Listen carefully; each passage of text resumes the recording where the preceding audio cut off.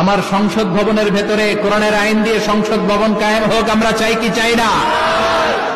সেনাবাহিনীর ভেতরে দরবার হলগুলোতে যখন আলোচনা বসে কোরআন মাঝখানে থাকবে, চিল্লায় বলেন ঠিক কিনা? সবগুলো আদালতের ভেতরে কোরআন থাকার দরকার আছে না নেই? কোরআনের আইন অনুযায়ী আমার দেশের সব নিয়ম কারণ চলবে, আমরা চাই কি চাই না?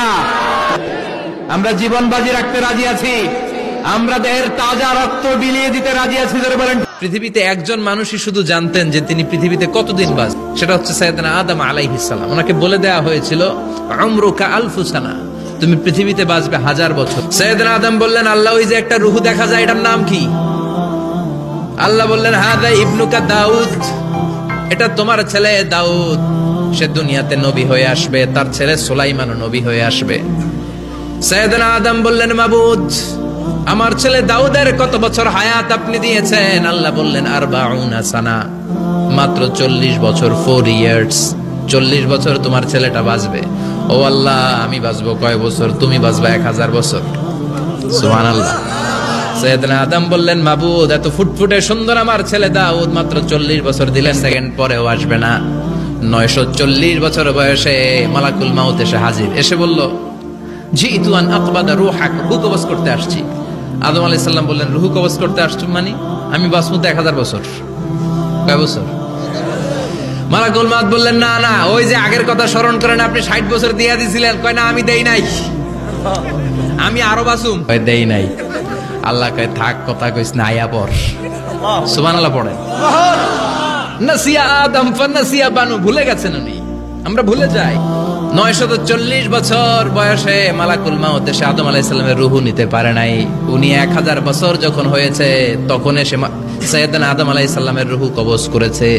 যেই দিন পৃথিবীর প্রথম মানব, প্রথম নবীর রূহ মালাকুল মাউত দুনিয়া এসে কবজ করেছে, ওই দিনটাও ছিল জুমাবার। নাসিয়া আদম ফানাসিয়া বানু, বিশ্বনবী বললেন, আদম ভুলেছে তো তার সন্তানরাও ভুলে যায়। জাহাদা আদম ফাজাহাদা যুররিয়াতু, আদম অস্বীকার করেছে, তার সন্তানরাও অস্বীকার করে। সেদিন থেকে আল কিতাব ওয়া শুহুদ, মানে লিখে রাখার সিস্টেম আর সাক্ষীর সিস্টেম চালু হয়েছে। সুবহানাল্লাহ পড়েন। সুবহানাল্লাহ। কিয়ামতের দিন পৃথিবীটাকে একটা প্রকম্পন দিয়ে কাঁপিয়ে দিবে কে? মারাত্মক একটা ঝাঁকুনি দিবে আল্লাহ, পুরো পৃথিবীটা কেঁপে ভেঙে চুরে খান খান হয়ে যাবে।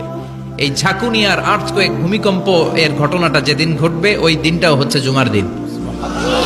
চিৎকার করে পড়েন সুবহানাল্লাহ। সাইয়েদনা আদম বললেন, মাবুদ আমার 1000 বছর কেন দিলেন? আমার এই সুন্দর ফুটফুটে ছেলেটারে মাত্র শুধুমাত্র 40 বছর কেন দিলেন? ও মাবুদ, আমার 1000 বছরের দরকার নাই, আমার 1000 বছর থেকে 60 বছর আমি আমার ছেলেরে দিয়ে দিলাম। দাউদ আলাইহিস সালাম বাঁচবে 40 বছর, তো বাপ আদম যদি আরো 60 দেয়, 40 আর 60 মিলে কত হয়? 100। জীবন এটা সহজ নয়, জীবন চলার পথ সহজ নয়, এটাকে সহজ করে নিতে হয়। কখনো সবর করে, কখনো ক্ষমা করে, কখনো অন্যকে ইগনোর করে, কখনো দোয়া করে, কখনো আল্লাহর উপর তাওয়াক্কুল করে, ঠিক কিনা? ভিডিওটি ভালো লাগলে চ্যানেলটি সাবস্ক্রাইব করে পাশে থাকুন ইনশাআল্লাহ।